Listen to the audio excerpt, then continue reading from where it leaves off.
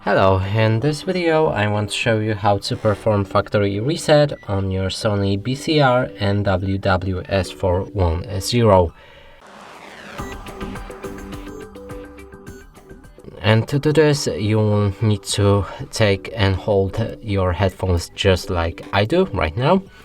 Now press the volume down button, hold it, and in the same time press and hold the next track button and also hold it.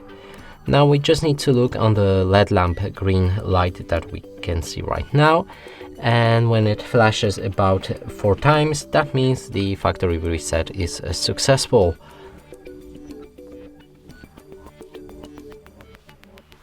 And right now we've just made it.